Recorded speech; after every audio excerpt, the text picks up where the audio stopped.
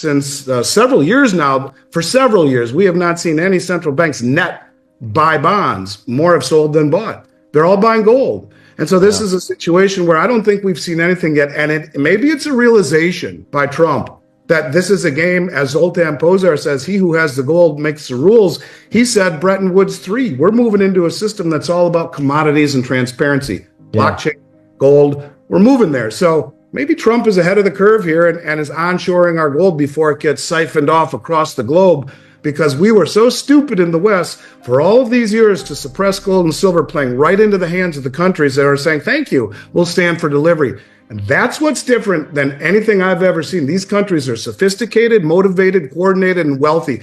Give me the damn metal. I don't want more paper. What we see now is certainly intriguing and outside the norm. But when you start to see a run on these institutions, force majeure on the COMEX, God only knows what on the LBMA, I think it could get interesting, and maybe it's just tariffs. Don't know, but these are the times we live in. Very fluid, very interesting, certainly worth keeping your eye on the ball. Because we're talking about gold, look, many of the same things are happening with silver too, Ivan, and maybe in spades. To me, I'll just say this regarding silver, and I know that's what your listeners predominantly own and think about and research. Only the duality or plurality, that's a word, in demand between military and green and digital and monetary. Yeah. Except it's depleting in nature, increasing in demand, been held down in price forever, probably by the military industrial complex so they can make high-tech weapons. But whatever it is, I don't know that there's an asset that offers the upside that silver does with the mitigated downside. And we've seen, 14, 15 million ounces of silver stand for delivery recently also, if not more. I haven't seen what happened here just recently, the recent commitment of traders. But there's a lot of silver coming in to the U.S. as well. It's not just gold that's being imported. So as one goes, so too does the other. They have about a 90% correlation through all of history. Maybe not in perfect unison, but one won't go to the moon without the other. So I know we said gold, but I'm just as bullish and probably more bullish on potential on silver. All I can tell you, whatever we're seeing is way off the charts, Ivan. It's an anomaly in terms of anything I've ever seen in my career. And it seems to be American-centric. It seems to be we're reshoring the gold. Now, what are they going to do with it? Are they going to follow Judy Shelton's lead and collar it to 50-year treasuries, redeemable in gold? She told me Trump will issue them July 4th, 2026, the 250th year anniversary, that they've discussed it at length. Wow.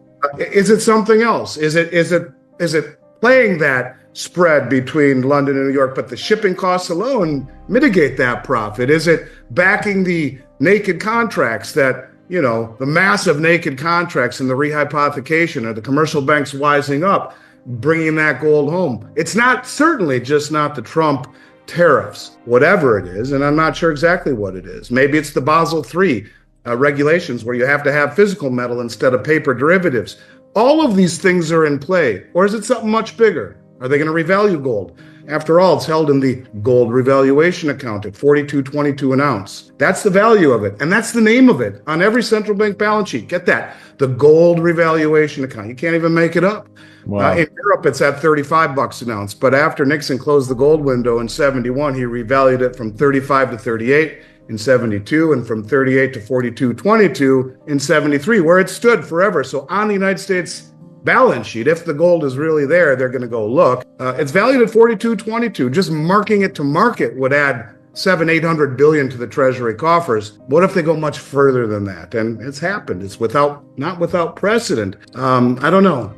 It's interesting that central banks hold gold in what's called the gold revaluation account. That's in essence what Roosevelt did when he confiscated gold at $20.67 or whatnot for every $20 gold coin. People were like, yeah, we're getting a premium. It's fantastic. A dozen eggs are a nickel back then, 67 cents. I think it was 2067. That's a lot of money.